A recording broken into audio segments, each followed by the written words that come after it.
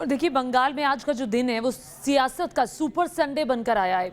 एक तरफ ममता बनर्जी का नया रूप पहली बार बंगाल के लोगों ने देखा, तो दूसरी तरफ अमित शाह बेटर ऑफ बंगाल में हुंकार भरते हुए नजर आए। आइए एक रिपोर्ट आपको दिखाते हैं।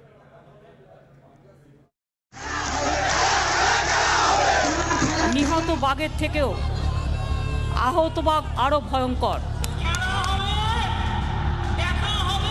बंगाल में खेला होवे का सुपर क्लाइमेक्स शुरू हो चुका है और यह है उसकी बेहद खास तस्वीर।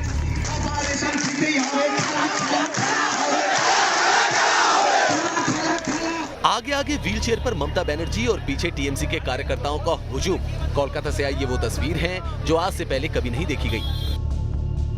ममता बनर्जी 3 दिन बाद जब दोबारा प्रचार युद्ध में उतरी तो वो एक घायल सिपाही के रूप में नजर आई। ममता ने व्हीलचेयर पर बैठकर गांधी मूर्ति से अपना रोड शो शुरू किया। व्हीलचेयर को एक सुरक्षाकर्मी धकेल रहा था और ममता बीच बीच में हाथ जोड़कर लोगों का अभिवादन करती नजर आ रही थी। लगभग 4.5 से 5 किलोमीटर तक का ये सफर ममता दीदी ने अब लगभग पूरा कर लिया है।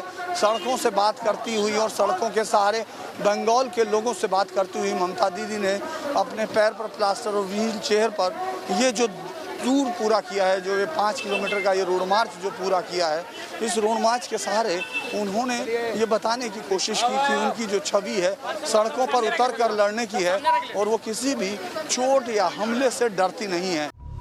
इससे पहले ममता पदयात्रा करती रही हैं। एक बार वो स्कूटी पर भी नजर आ चुकी हैं, लेकिन इस बार कोलकाता की सड़क पर ममता निकली तो उनके बाएं पैर में प्लास्टर बंधा हुआ था। सवाल यही है, क्या ममता इन तस्वीरों के जरिए जनता की सहानुभूति बटोर पाएंगी? ये 2 मई को साफ होगा, लेकिन रोड शो से पहले ममता ने एक ट्वीट किया जिसमें उन्होंने अपने दर्द की तुलना बंगाल के दर्द से की। ममता ने कहा कि हम निर्भीक होकर लड़ते रहेंगे। मैं अभी भी बहुत दर्द में हूँ, लेकिन मुझे अपने लोगों का दर्द और भी ज्यादा महसूस होता है। अपनी ज़मीन की रक्षा करने के लिए इस लड़ाई में हमने बहुत कुछ झेला है और हम और अधिक चीज़ें झेलेंगे, लेकिन हम कभी भी कायर की तरह नहीं झुकेंगे। ममता बनर्जी की छवि एक जुझारू, सख्त और ना झुकने वाले नेता की रही है। व्हीलचेयर पर बैठकर ममता ने इमोशनल कार्ड तो खेला ही, लोगों को एक बार फिर अपने मजबूत इरादों का संदेश दिया। बीजेपी की कड़ी चुनौती से निपटने की कोशिश में जुटे हुए उनके कार्यकर्ता इस बात से उत्साहित होंगे कि ममता दीदी 5 किलोमीटर तक के सफर में लगातार व्हीलचेयर पर अपने मतदाताओं के साथ, अपने कार्यकर्ताओं के साथ चलती रही। लेकिन इसका मतलब क्या निकलता है, ये 2 मई को मतपेटियों के खुलने से ही तय होगा। ममता बनर्जी ने हाजरा में एक रैली की जिसमें उन्होंने खुद को घायल शेर बताया। ममता को वैसे ही बंगाल की बाघिन कहा जाता है, लेकिन आज उन्होंने विरोधियों को भी संदेश दिया कि चोट खाने के बाद ये बाघिन और ज्यादा खतरनाक हो गई। নিহত বাঘের থেকেও আহত বাঘ আরো ভয়ঙ্কর। কাজে আমাকে আহত করার। हालांकि ममता जिस चोट को दिखाकर इमोशनल कार्ड खेल रही हैं, उस चोट पर बीजेपी समेत तमाम विरोधी दल पहले से ही सवाल उठाते आ रहे हैं। कई नेताओं ने तो इसे पॉलिटिकल पाखंड बताते हुए इसकी सीबीआई जांच तक की मांग की है। गाड़ी टकरा गया खंबे में और वो भी स्टांट करते समय, उसमें कॉन्स्पिरेसी क्या है नहीं मालूम है। हम तो पहले दिन ही डिमांड किया था कि चीफ मिनिस्टर का सिक्योरिटी का मामला, तो उसका सीबीआई इंक्वायरी होना चाहिए। इतना ही नहीं, ममता के एक दिन में प्लास्टर हटाए जाने पर भी विरोधी सवाल उठा रहे हैं। ये देखिए बीजेपी नेता मनोज तिवारी का ट्वीट जिसमें उन्होंने ममता की 2 तस्वीरें शेयर की हैं। पहली तस्वीर में ममता अस्पताल में बेड पर लेटी हैं और उनके पैर में प्लास्टर है, और दूसरी तस्वीर में वो व्हीलचेयर पर हैं जिसमें प्लास्टर की जगह बैंड बंधा हुआ है। ट्वीट में मनोज तिवारी ने लिखा है कि क्या आपने पहले कभी देखा है 24 घंटे में प्लास्टर कट गया? हमने पहली बार देखा है कि 24 घंटा में प्लास्टर कट गया। अरे बाप रे बाप, कोइयों के प्लास्टर लगा होगा 15 दिन के पहले, अगर सच्चा लगा होगा तो कभी प्लास्टर नहीं कर सकता। दादा मेरी दीदी की हो।